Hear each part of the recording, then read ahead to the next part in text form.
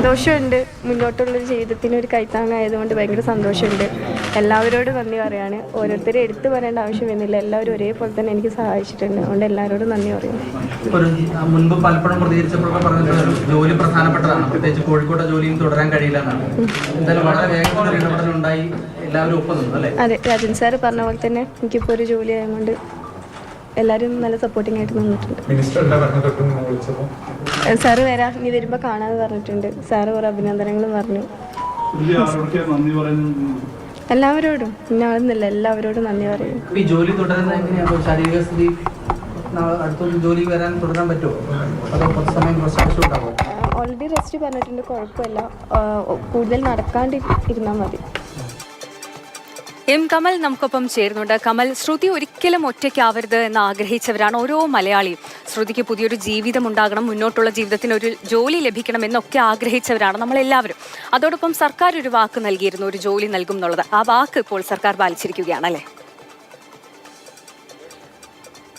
ശ്രുതിയുടെ കാര്യത്തിൽ അങ്ങനെ സംസ്ഥാന സർക്കാർ കൃത്യമായി ആ വാക്ക് പാലിച്ചിരിക്കുന്നു. ശ്രുതിക്ക് ജോലി നൽകുമെന്ന മുഖ്യമന്ത്രിയും റവന്യൂ മന്ത്രിയും ഒക്കെ ഉറപ്പു നൽകിയിരുന്നതാണ്. ടി സിദ്ദിഖ് MLA വലിയൊരു ഇടപെടലാണ് ഈ കാര്യങ്ങളിൽ നടത്തിയത്.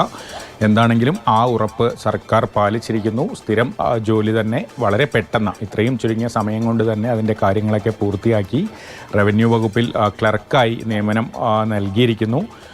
ശ്രുതി എന്ന് പറയുമ്പോൾ നമുക്കറിയാം, ഈ മുണ്ടക്കൈ ചൂരൽമല ദുരന്തവുമായി ബന്ധപ്പെട്ട കേരളമാകെ, ലോകമെമ്പാടുമുള്ള മലയാളികളാകെ ഒപ്പം ചേർത്ത് നിർത്തിയ ഒരു പെൺകുട്ടിയാണ് ശ്രുതി. ദുരന്തത്തിൽ ഉറ്റവരെയൊക്കെ നഷ്ടപ്പെടുന്നു.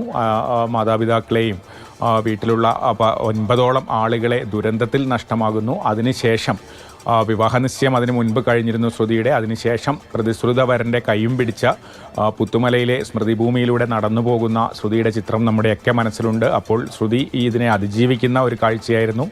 ജെൻസൺ ചേർത്ത് നിർത്തുന്ന ഒരു കാഴ്ചയായിരുന്നു, ഒരു ആത്മവിശ്വാസത്തിൻ്റെ കാഴ്ചയായിരുന്നു, അതിജീവനത്തിൻ്റെ കാഴ്ചയായിരുന്നു അത്.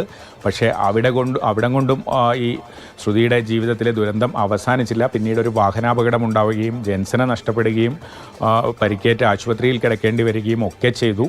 അപ്പോഴും നമ്മളെല്ലാവരും, മലയാളികളെല്ലാവരും, ലോകത്തെ ഉള്ള എല്ലാ ആളുകളും ശ്രുതിയോടൊപ്പം ചേർന്ന് നിന്നു. ശ്രുതിയെ അതിജീവിക്കാൻ ഉള്ള പ്രേരണ നൽകാനായി ഒപ്പം ചേർത്ത് നിർത്തി.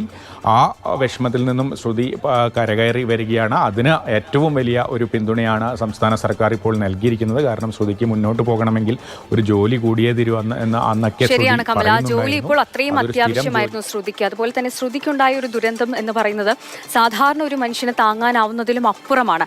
അതിനെയൊക്കെ അതിജീവിച്ച് ശ്രുതിയുടെ മുഖത്ത് ആ ഒരു ചിരി കാണുമ്പോൾ നമുക്കൊക്കെ സന്തോഷവും ആശ്വാസവും ഒക്കെ തോന്നുന്നു അല്ലേ? ശരി കമൽ.